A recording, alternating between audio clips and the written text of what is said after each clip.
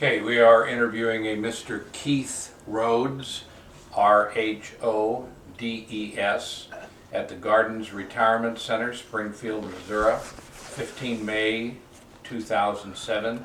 Conducting the interview is Tommy Pike, Route 66 of Missouri, and recording is Jerry Benner, Route 66 of Missouri. Whatever you want, you're on. Okay. Mr. Rhodes, we're here to interview you today because I understand that you used to own a motel at Heatonville, Missouri, which is west of Springfield, and you also drove a truck for Campbell 66 for several years. Yes, sir. That's right. When did you own the motel at Heaton? I bought it in 66 and sold it in 72.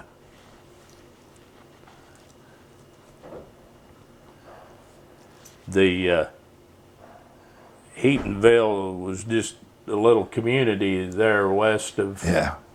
Was there still quite a bit of traffic through that area then, or?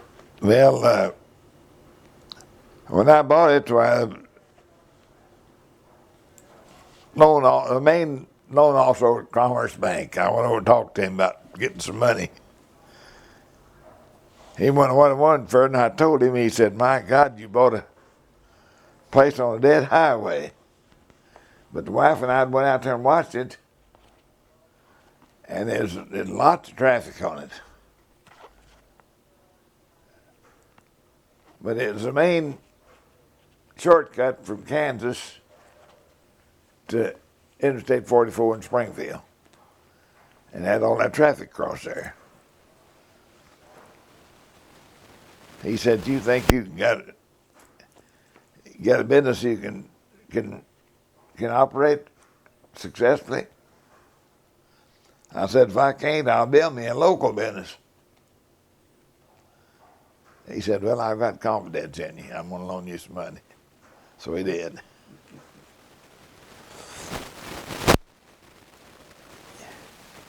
So you ran from 1966 to 72 then. Yeah.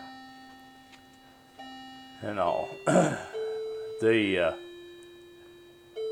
motel business, I imagine, was probably pretty hard along in that time. Oh, it was. Of course, they had a ball school right close to it. Mickey Owens had a ball school that was closed. And I went down and talked to them, and we worked out a deal where that boys come in on the bus. They come in from all states in the United States, and some from overseas. And they'd have a bus ticket to Heatonville, Missouri. And when they come in, if they couldn't get away to take them, I'd take them down there. And if I was busy, I'd just call them, tell them, I got to have somebody. And they'd make arrangements to get somebody to come get them or bring them up there if they're leaving. I made that arrangement that they'd let me sell them the tickets. Because I was a commission agent for a Greyhound bus company. And I got 10% commission on all the tickets I sold.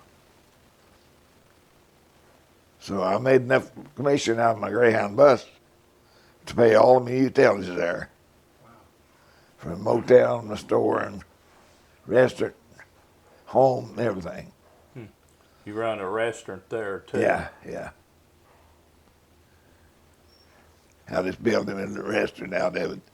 When I bought it, this man I bought it from was sick, him and his wife, and that's keeping busy, keeping open 1 or 2 days a week. And selling frozen pies, instant coffee. It was a good, clean place. And I know it's a place you could step in there and build it up pretty quick. And I always liked people, so I knew I could build me a local business if I couldn't get anything else. So I did. The first day we opened it up, we used to open it up about 6 o'clock that morning. Stayed at 10:30 and took in $17 and a half. Take in pay. I said, boy, that's not going to get it. We had a couple stop there. Then Jimmy and Sue Purnell. Sue told me, she said, I'd like to apply for a job if you're going to use anybody, I'd like to have a job. Said 2 or 3 days a week. She had a little baby. Said I can take my baby with me and said I can pump gas, I can work in the restaurant or sell groceries or whatever you need me to do. Clean motel rooms. So I told Eileen after that big day of business there we had, I said, I think I better go talk to Sue and get her to come over and help you.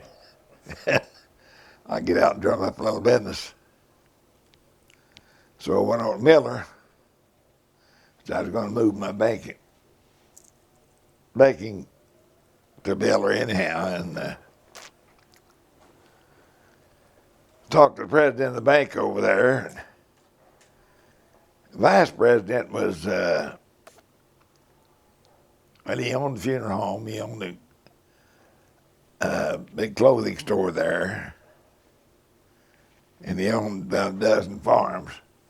He had a bunch of men working for him on those farms. So I got real good acquainted with him, and I told him, I said, I'll sell you gas, set it on the credit, pay me once a month or whatever you want to. He said, no. He said, I won't do it. He said, I won't buy it on credit. He said, I'll pay you every week. He said, this time the boys come by and whoever gets the gas, sign for it. Sign ticket, and you keep that ticket or come in and pay it once a week. He did.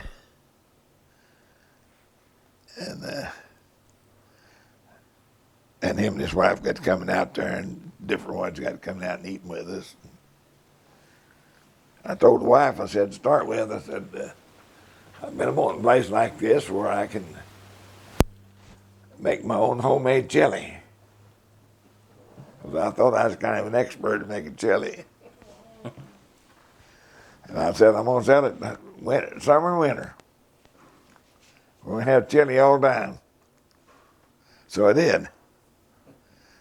And I had people stop there everywhere. Found out they could get chili, and they'd stop and get bowl chili.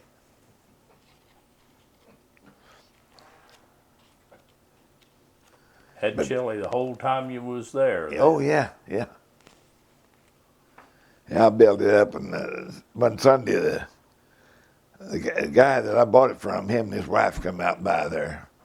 They'd been to church over Miller and stopped. They said, my God, said, how in the world are you getting these people to come in here? What are you feeding them?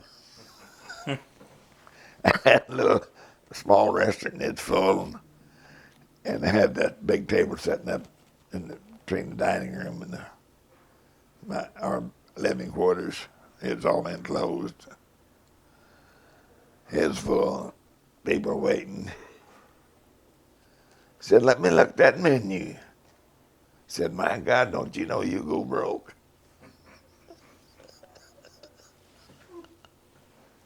I said, Irene, I know exactly how much it cost me to serve a hamburger, chicken fried steak sandwich, or tenderloin steak sandwich, or anything like that. And if I can make good profit out of it and get people to come back, that's what I'm after.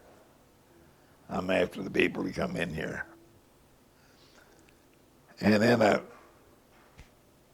had another brainstorm, I guess you'd call it.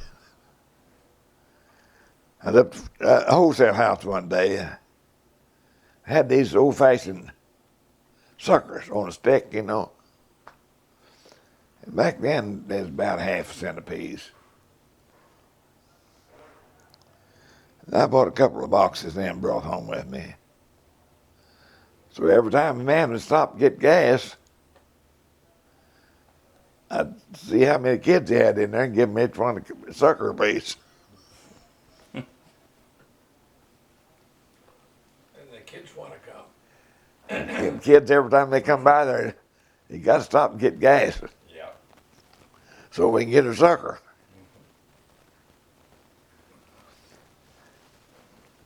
Had to have a gimmick. That's right. But the first thing I done, I bought me an electric sign, put up out there, a neon sign. And I was getting about a little short on money. I'd borrowed a couple $1,000 from Commerce Bank. Besides, I had $2,000 or $3,000.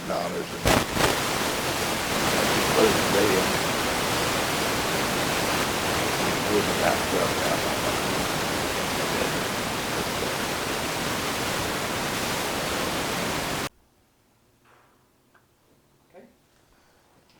Back on. I believe you said that you bought a lot of novelty items to sell at your... Yeah.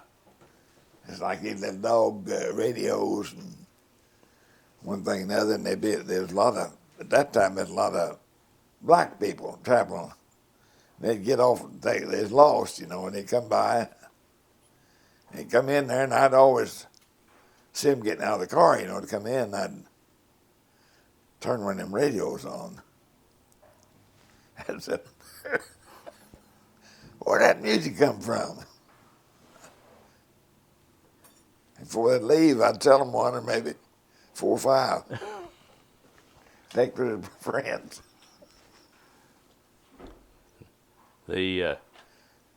So that... You always got to get a little gimmick. Yeah.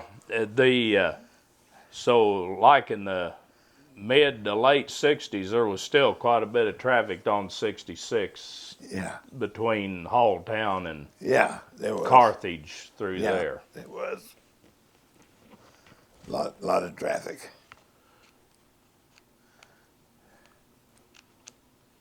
The people that traveled it, they, I guess, was headed for Kansas, or they was... Well, just different places. It's getting to Interstate 44, you know, is where they can bridge on out to wherever they's going. And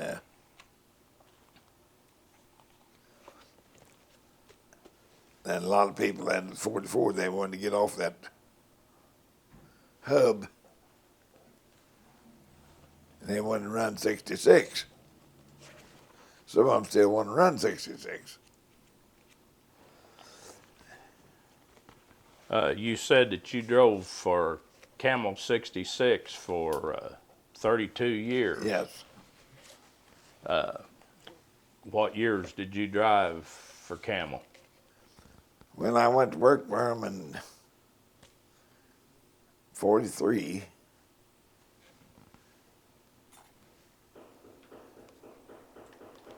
I think this lad up right. Retired in 77.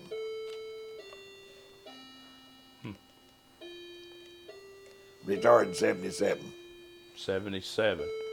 They, where was their offices back in 43 and all? They wasn't always out on what was East Mill Street then.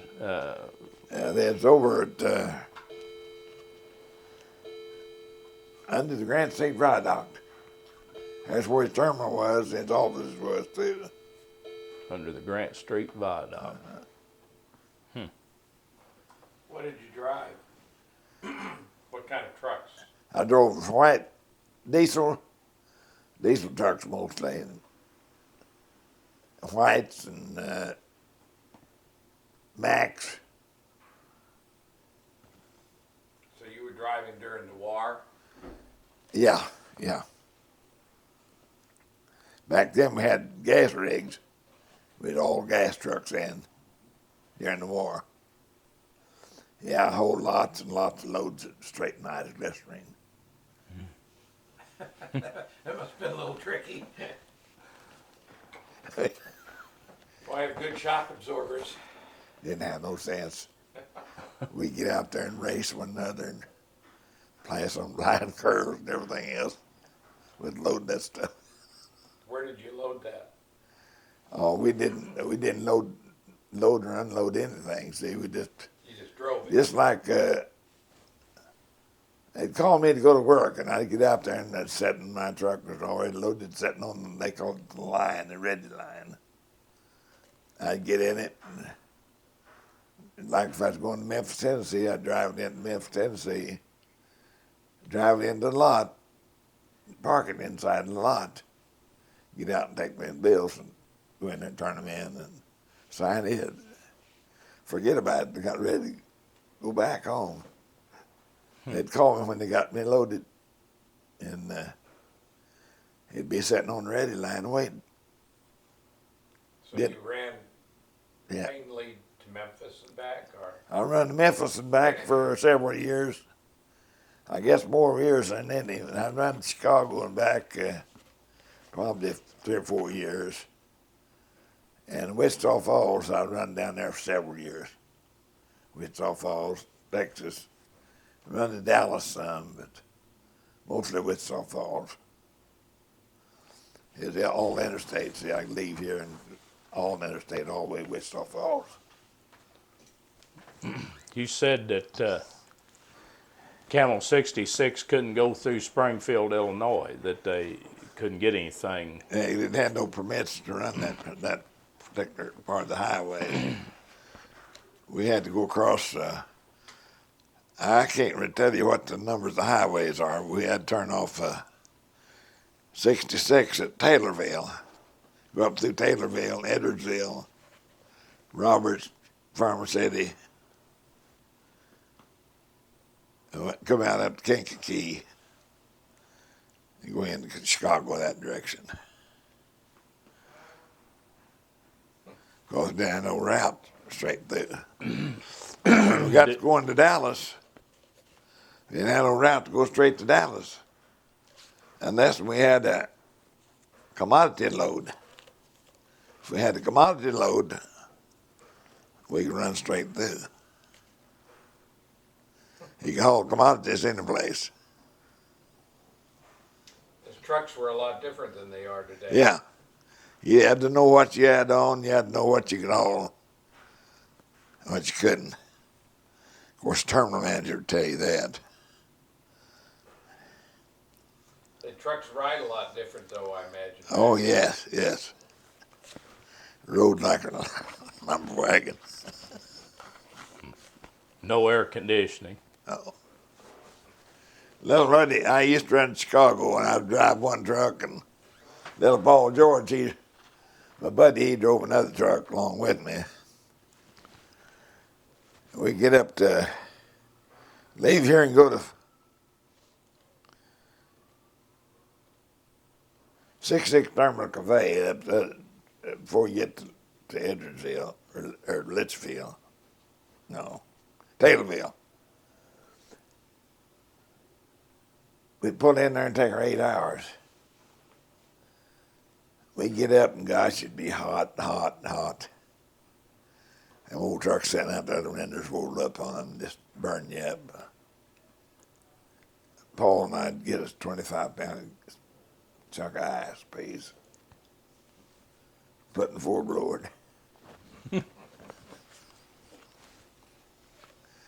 And then you had that big vent.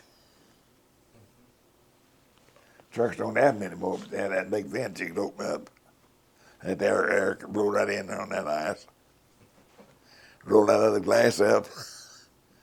Roll one up right if you drove it far enough, get cool in there. Pass somebody away that. Well, you still a guy, got his glasses up. And they wouldn't have no air conditioner, see. They were weren't sleeper cabs either. were No, gosh, no. No. You had to stay in the motel Yeah. then. Yeah. Yeah, we said, the way you bid that, you had that bid on bidding days one day a year, and you bid it according to seniority.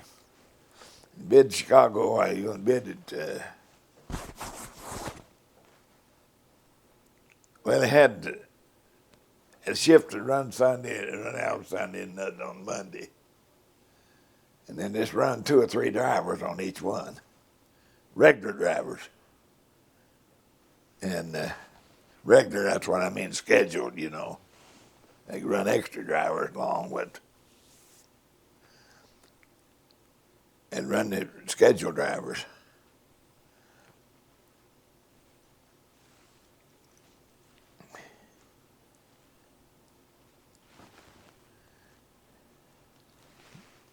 Campbell he'd been in business several years when you went to work for him, hadn't he? Yeah.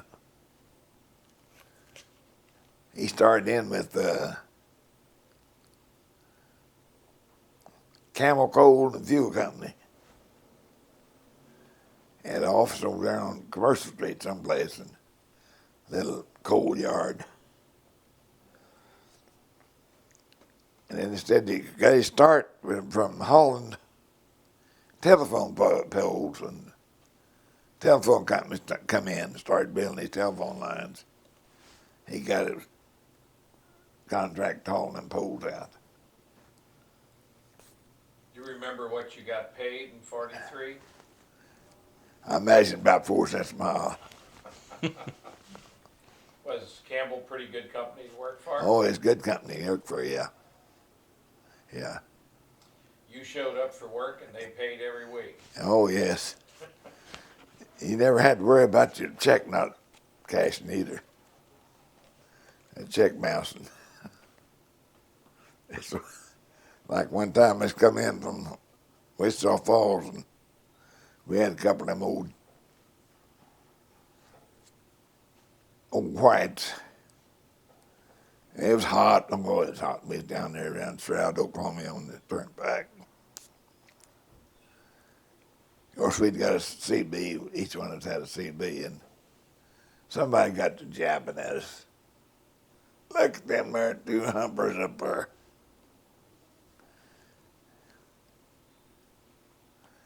Said, my God, said, looked like it smothered to death. Said, I don't see how in the world you can drive one of them up and down the road without an air conditioner. So this other guy, he's quite a talker anyhow, and he jumped back in on his CB and he said, Mr. Inmans, said, I know who I was talking to. Said, you run with that big air conditioning outfit, probably come all the way from California back empty. Had a big time. But do you reckon your checks are on cash when you go to the bank? He said, I tell you what. Back then he said, this may be old junkie trucks we got, but Mr. Campbell keeps them up. And if he said, it looks like it'd arrest you for blocking the highway. He said, if it's arrest you for blocking the highway, Mr. Campbell will go and get you out of jail and pay you fine. And when you got in, said you could take a check to the bank and have cash. It wouldn't bounce like some amendment checks. We knew Tom Inman was operating on a shoestring. He was hauled glass to California and come back empty. Glass didn't pay a lot of revenue. Glass. Yeah, straight loads of glass. Paid a lot of it over in Alton. Pittsburgh, Pike glass. But we've hauled everything in the world on them trucks. I even went to Chicago or St. Louis one night, and there's 4 or 5 hearses down at the terminal when I got there, and I thought, my gosh, what's going on? Went inside, and it's all in there inside. Said they was waiting for a couple of trucks to get there out of Chicago. Said they had some bodies on them. I said, bodies? I said, yeah. That's back when the war was going on. And bodies that got in Chicago, and they couldn't get them out. There's this tornado up there. It's a blizzard. So they called Frank and asked him if he had any trucks in there. He told him, yeah, he did. He didn't know where he could get to St. Louis with them or not. Said, well, you're going to start them. Said, drive 2 of them over here because we're going to load you up with 2 of them. I think it's either 8 or 9 caskets they had in the 2 of them. Mm. So you never know what you're going to have. Well, if it was a blizzard, they were going to stay cold anyway. Yeah, yeah. Huh. Boys are killed overseas probably. I've hauled straight loads of dynamite, TNT, and I had straight loads of money and everything that way. So you pretty much knew what you were carrying. Yeah, yeah. I hauled one load out here that they never would tell me what it was on it. Said it got toward then, the government make them put placards on them. They call them placards on them trailers. Explosives and what you had, what grade. If you got caught without one of them, it's a big fine. That night I got out there, and that's before they had them plaques.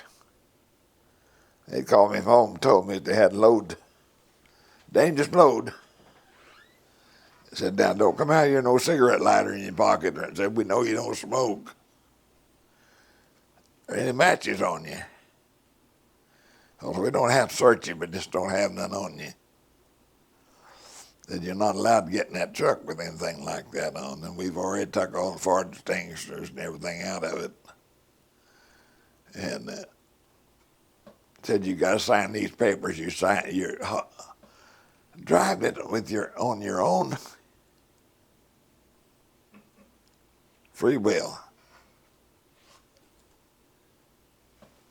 I said, what's on it? So we can't tell you. That's a secret. But it said don't stop it. Wherever you stop, be sure there's nobody close to a trailer smoking. And don't let it sit very long. And watch it. So I got down to Mammoth Springs. I stopped there long enough to get me some coffee and watched it. Got on down. Before I got to Memphis, the guy had run off the ditch, turned his car over, and his wife was under the car. He was running up on the highway and flagging me down. I stopped. Well, no, he said, my wife's under the car. You got to help me get her out. I said, I'll try. So I run down there. By the time I got down there, of course, there's some more cars and trucks stopped, and they all come down there, and we turned that car over and got her out of it. But she's in a kind of little ditch, and the car turned over on her, but there wasn't no weight on her. She's lucky. Yeah, she lived. And I got back there and up at my truck, and they're standing around there smoking everywhere. I drove on into Memphis. Because I drove into the lot where they began hollering, there's that dangerous load coming in, there's that dangerous load coming in.